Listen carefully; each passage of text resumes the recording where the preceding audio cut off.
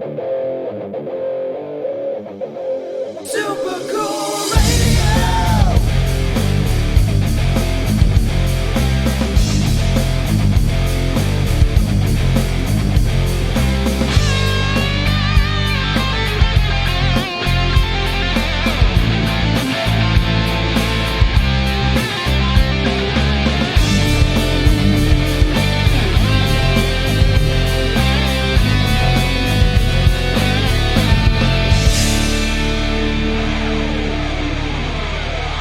Hello, everyone, and welcome back to another Super Cool Radio interview.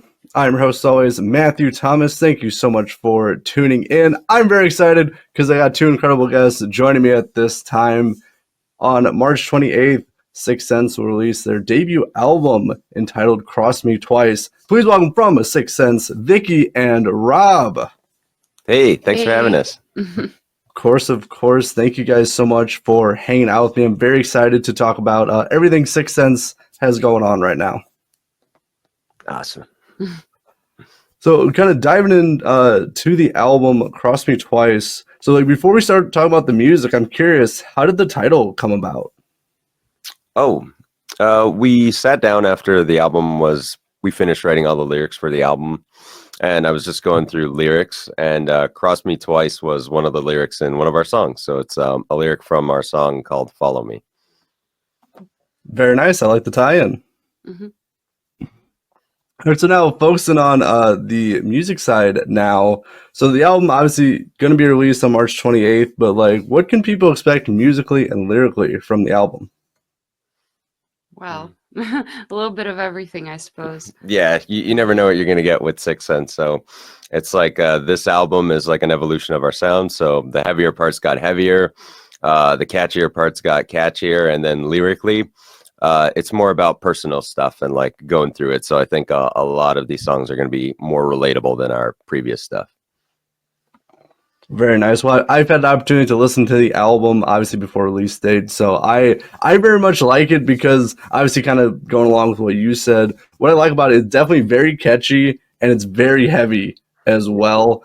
And I really like that whole blend. Like, I know you guys, like, people classify you guys as, like, new metal, and I don't know if that's, like, completely accurate because you guys throw in a lot of different elements in your music. Yeah, Thanks. it's funny. It's funny. Oh, yeah, go for it.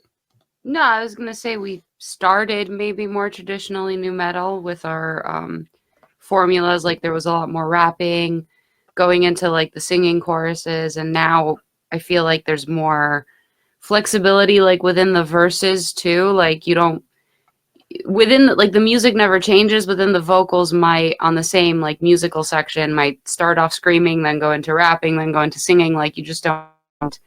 I think that's just an evolution of our sound, and with the musicians that we have in the band, we just have so many different influences across all genres of music, and it almost feels like a crime to not explore that and put that in if it feels like we should. Yeah. Oh, for sure.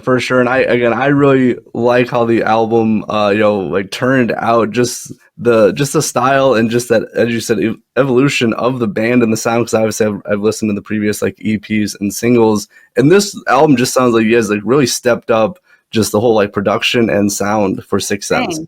Thanks. Yes. Yeah. Overall, I think so. And we got a new producer as well for this record, Joey Doherty. So he helped it sound amazing how it sounds.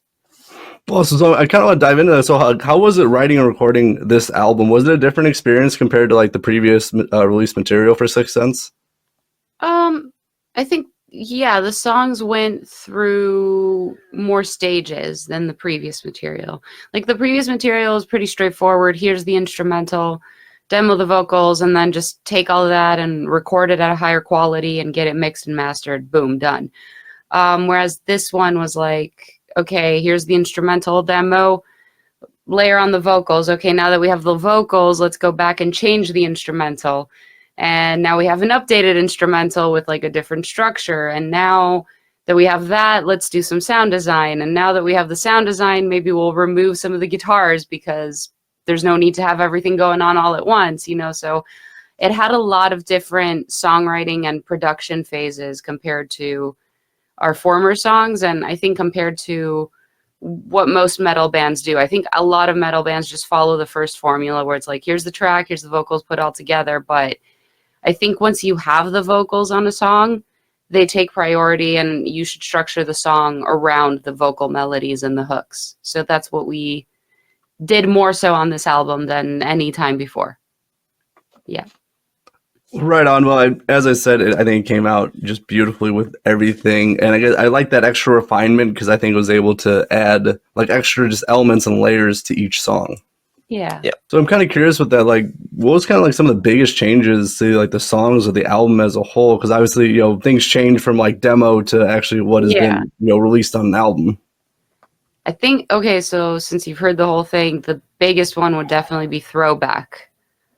I think the only thing that's intact from the original instrumental and vocally would probably be one bridge right after the second chorus where Robbie's screaming. I think that's the only thing that stayed from the original version of the song. Like, the verses completely changed, the chorus completely changed. Our lyrics didn't change, but then because the track did, our inflection, our performance did. And yeah, just one riff stayed from like the original song. Yeah, and it was pretty cool. Crazy. It was pretty cool because it went from being like a more like happy-go-lucky sounding song for the verses, and then it became a little more somber and like emotional sounding. But it's the same lyrics too, so that was cool to see. And yeah, just overall, with the changes that happened, we had a lineup change during this album recording process. So also some guitars got re-recorded. There was new leads added by and solos created by our new guitarist Phil. Some bass parts were taken out of the record and re-recorded by our new bassist Rich. So there was a lot of that going on. And then also, yeah, like Vicky mentioned earlier, some guitar parts left and they got replaced by Vicky's sound design that she worked on. She worked tirelessly on this album for months with that. So proud of her. Well, that song especially, definitely an awesome song on the track. Actually, one of my favorites, along with "Sellout." Oh, sorry, can I say the track listing? Yeah. Okay. I just want to make sure. I always like hearing other people's like favorites, songs that stood out, because like we don't know, like we wrote the music. It's cool to see what other people think. Yeah, "Sellout" is definitely my favorite off the album. But also, like, I can also understand the singles that have been released. Like, definitely are up there with also some of my favorites, but definitely "Sellout" was my favorite. "Throwback" was awesome. Just honestly, the whole album, I like the flow of the track listing because it kind of just goes in the song, the next song, and I think it was very well done, especially in that aspect. Thanks. Thank you. Thanks. Yeah, the track list, like the order came pretty naturally. I put that together and nobody had any like comment on it really. Because it was good. It's the order. Yeah, I feel like the song, the album starts like more like upbeat and lighthearted and fun and bouncy, and then it like slowly goes into like darker territory, and then by the end it's more like emotional and more sentimental, I guess. So yeah. And then it just restarts all over again. Just restarts. It's such a good flow. Yeah, that's Vicky. She connected everything perfectly. It's beautiful. Yeah. Well, definitely an excellent track listing. Sorry, I never, with the album not being released, I just want to make sure I'm not speaking anything that's not, out of turn or anything. No, get people excited for it. And they're going to be like, what's Matthew talking about? Exactly. No, I've heard it's available for pre-order. Definitely, everyone, make sure to check it out. I had a blast listening to this album. So, like, I'm curious for you guys, like, well, what is your favorite song off the album? Oh yeah, it's a tough one. It's hard to keep changing. It's very tough. Changing, yeah. But like, I love hearing like everyone whenever they talk about the album, the people who've heard it, they all have a different favorite song. So that's awesome. But our personal ones, it's probably for me is the next single we're putting out. It's called "In This Carousel" and "Follow Me." They just mean a lot to me. So I think they really hit home, really hit hard. So those are my two favorite songs. Yeah, I think so too. And for number 3, I feel like number 3 keeps changing. Like right now, "Throwback" would probably be number 3, but a few months ago, like I would have said "Masquerade Parade" because we did the music video and I was like, this is such a cool music video. So it made me feel like And that's the thing, that like when you're filming a video, you have cool visuals and all that. I feel like that enhances how you feel about the music as well. So yeah, I like the entire album, but I feel like depending on how I'm feeling in the moment, I gravitate more towards certain songs. And then I think with Follow Me and In This Carousel, maybe those stay higher all the time, more so because they are more emotional songs and more sentimental and more like about what we were feeling and as we were writing them. So yeah, I think those just stay with us a little bit more. I know, right on. I got you. Now, before I got one more thing I want to talk about the album, then we'll transition to some other topics. But like, so this is, you know, obviously you guys have released, you know, singles and EPs prior to the debut album. But like, you know, obviously a debut album is, you know, a milestone for any band. Did you feel any pressure when you were writing and recording this album? Not when we were writing and recording it. Maybe afterwards. Like, I think the pressure starts when you deliver the album to the label, and then it's like, okay, we have a whole promo cycle. You got to do photo shoot, you got to do videos, these are the release dates, timelines, and all that. I feel like that's when the real work starts. I mean, writing and recording is work, but it's the fun work, you know? It's the whole reason why we're here. It's the best part for us Yeah. is the writing the music. Just should be the best part for any musician, you know, if you think about it. But yeah, the pressure really starts afterwards, because especially in this day and age where like there's just instant access to everything that's being released, you're really fighting for people's attention and social media and marketing campaigns and all that. It's just, and you can't do it again. Like once the song's out, it's out, you know? So that I think puts a lot of stress and pressure on not just us, musicians in general. Oh, for sure. Well, I think with the debut album, I think it's an awesome foundation, and I'm excited for other people to listen to it to see if they pick up on, you know, the stuff that we're talking about. Obviously, we still got like 6 or so weeks, you know, before the album is released. Actually, sorry, more than that. I'm sorry, I'm bad at math, but It's okay. I'm bad too. yeah, It's roughly that, 7 weeks, maybe. yeah, Yeah. give or take. Shifting gears now to the live performance side now. So I'm curious for you guys, do you approach like performing live differently than writing and recording music? I mean, we just write the songs. Like, okay, let me I guess figure this out. I would say for me, no. I would just say like I just approach everything as like, I think that a real good trick is this: just be yourself. Now, what does that mean? It means something different for everybody, but it just means like for me, like whatever I'm most comfortable doing. So it's like when I'm writing something, it's just like I'm letting it out. And then when I'm on stage, I'm trying not to overthink it. Like how I'm acting on stage is kind of like the banter I act like with my wife, Vicky, anyways, like how I am in person with her or like on an everyday basis. And then the same thing with my bandmates on stage. So that's what it is for me, but Vicky might have a different take to it. So. Well, I forgot what I was going to say. Thanks. Sorry. Sorry.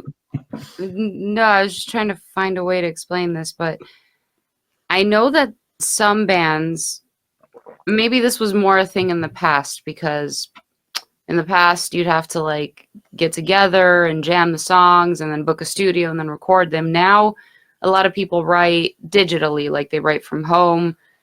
And like in our case, and I think many bands just write songs and they've never actually played them before. Like all 5 members, they've never actually jammed the song to see how it feels before putting it, you know, in the computer and recording it. So I think that aspect is just a little tricky, that we write the songs, we're like, yeah, this sounds great, but we don't even know yet, like, what it's going to sound like when we jam it, when we play it live, like, how's it going to translate?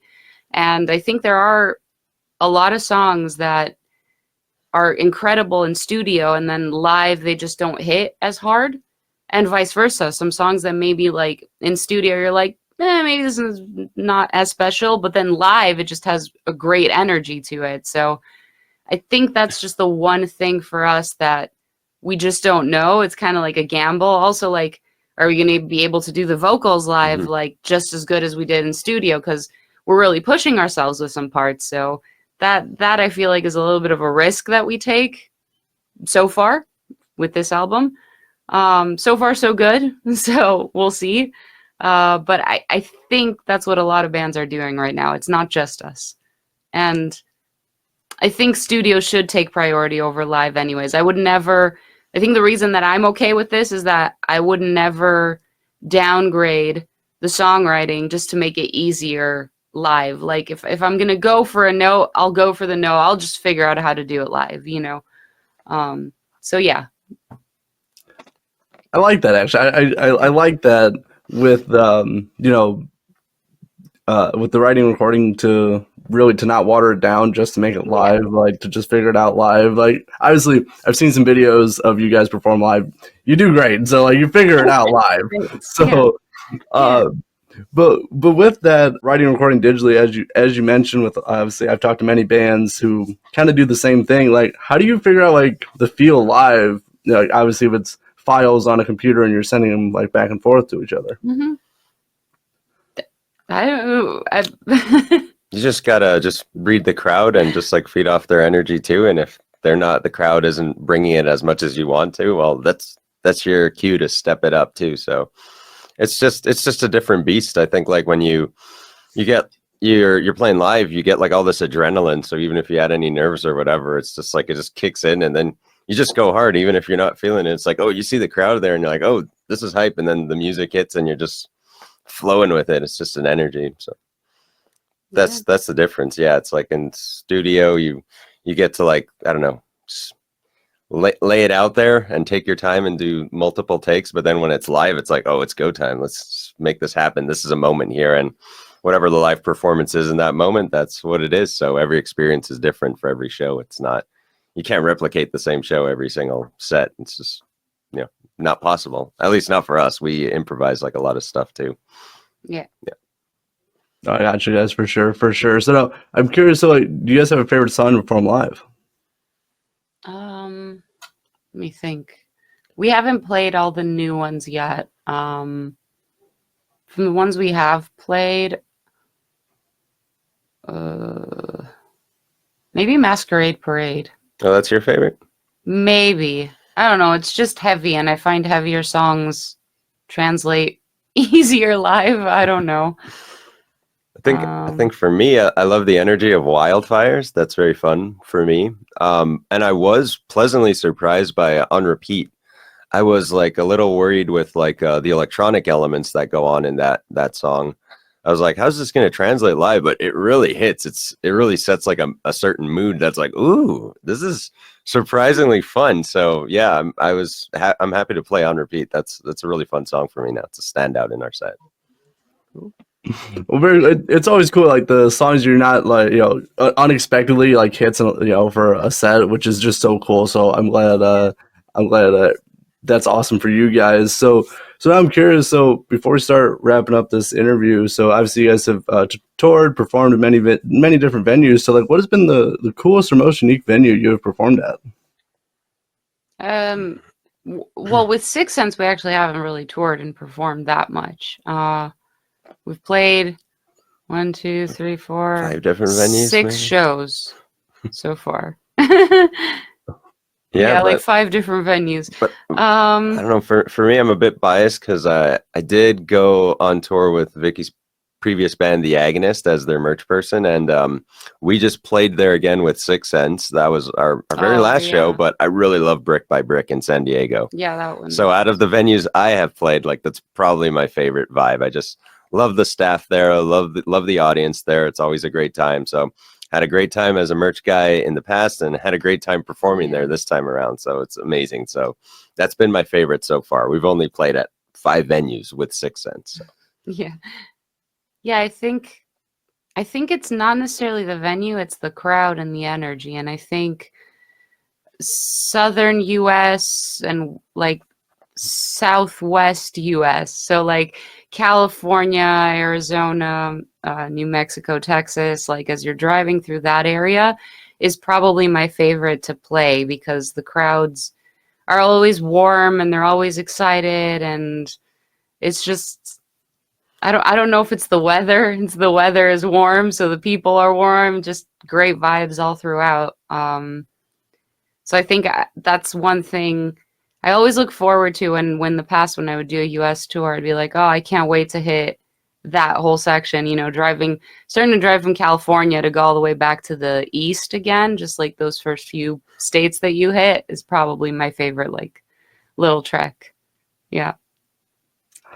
That's actually a very good point. You know, the crowd makes the show. Yeah. You know, obviously venues are cool. Like, you know, obviously there's some really cool ones, but the crowd actually makes the show. And actually, that's a very good point. I never considered that. Yeah, for sure. All right, so now as we're starting to close out this interview, so what are the plans for Sicksense for the rest of 2025? We're in February right now, so what's the rest of the year looking like for you guys? So we have like more singles and more music videos that we're putting out, you know, to wrap up the release. And then we do have a couple shows booked, nothing that's been announced yet, but hopefully soon. But with those shows, like our booking agent is trying also to get us a tour or something, maybe this spring or this fall. So no full tours booked yet, but hopefully soon. And while that's all happening, after this album's out, I think we're just going to focus on new music, the next album, and get that, you know, rolling until we see what happens with live shows and tours and all that. Yeah. Well, very good. Well, I look forward to seeing how 2025 goes for you. Obviously, new album, Cross Me Twice, will be released on March 28th. As I said, it's available for pre-order right now, so make sure to check that out. But now, as we're closing this out, for everyone watching, where are the best place to find Sicksense online? Everywhere. Yeah, we're pretty much everywhere. We also have our own website, soundescapeagency.com/Sicksense. So all the links to all our social media is right there on that page. And that's where you can get the merch directly from us. I screen print our own merch and we design everything in-house. So our guitarist Phil makes the designs for the new stuff. So if you want to support us directly, it's through there. If not, there's also, if you want to pre-order our album, you can get that through Earache. They got amazing physical media for it, 3 different vinyl variations, and they're selling their own merch as well. So you could get stuff from us or get stuff from them, and it all goes to a positive place for us. So. Yeah, for sure. And then like socials, we're on all the socials. So whatever people prefer using. I always say that. I know people that are like, I like Instagram. No, I like Facebook. No, I like Twitter. You know, like whatever you prefer, we're there. Find us there, follow us, get our updates. And then if you want to like dig a little deeper, we also do have a Discord server and a Patreon as well. That's more for like the diehards. So we're everywhere. Yeah. Well, very, very nice. I will leave some links for Sicksense in the description of this podcast. And honestly, I'm very much looking forward to the album when it's released on March 28th. The artwork, it looks beautiful. Everything looks awesome. So I'm very excited for you guys. Thank you. Thank you, Matthew. Thank you. Of course, for Vicky and Rob of Sicksense, I'm your host always, Matthew Thomas. Thanks so much for watching this episode of Super Cool Radio. And remember, stay frosty.